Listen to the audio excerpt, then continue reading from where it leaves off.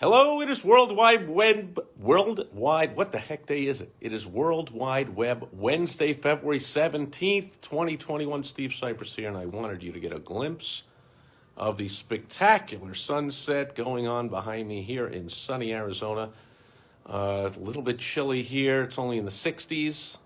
I kid. I know the entire rest of the United States practically is suffering from a major, crazy cold snap. Where's Al Gore when you need him?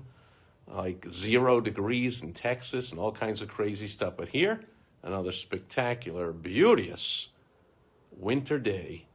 That's why we are here, and people come here in the winter to Arizona. Anyway, news just broke that follow-up to last World Wide Web Wednesday's message about the fight going on in Australia with Google and news journalistic content providers, old legacy media newspapers and such, looking to have legislation passed in Australia, which clearly, if it gets passed there, will reverberate around the world, most likely, for Google to have to pay for news sources and not simply use them as content on their site without paying for it. What the heck? So as the Australian legislature gets ready to debate and possibly pass this legislation, which would really throw a monkey wrench into both Google and Facebook's business models, Google has struck a major deal. Terms, I could not find them, so I'm guessing either never to be released or not yet released, but the news sources I saw said a major, big deal with Rupert Murdoch's News Corp, which owns the Wall Street Journal and the New York Post and the London Times and the Sun and all that kind of stuff, all kinds of big publications and all kinds of other things. Big deal.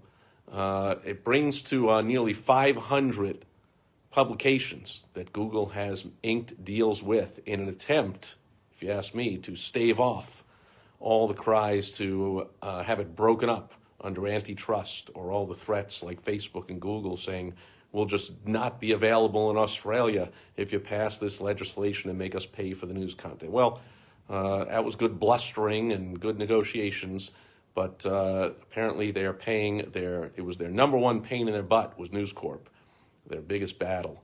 And with that out of the way, it looks like it is a new era in tech, internet news, having to pay for the actual sources of the news, the actual companies that have the bureaus and the journalists and pay the salaries of people to investigate and report on the news. So good news all around. What does it mean for you as a business owner? It means that possibly the breakup or the impending doom facing Facebook and Google and other websites in the near future might be tamped down a bit. We'll see. But as of yet, the big tech giants still rule the world, practically unchecked, and this deal seems to take one of their major battlers, their major opponents, foes, off the table, and possibly even onto their side to now start lobbying for how Google should not be broken up. So we'll see what happens. Stay tuned. I will bring it to you here, as always, on World Wide Web Wednesday. That'll do it for today. I'll catch you tomorrow. On Throwback Thursday, as usual, the iPhone video camera does not catch all the spectacular glory of the sunset behind me, but I assure you, it is spectacular. Wish you were here. Catch you tomorrow on Throwback Thursday.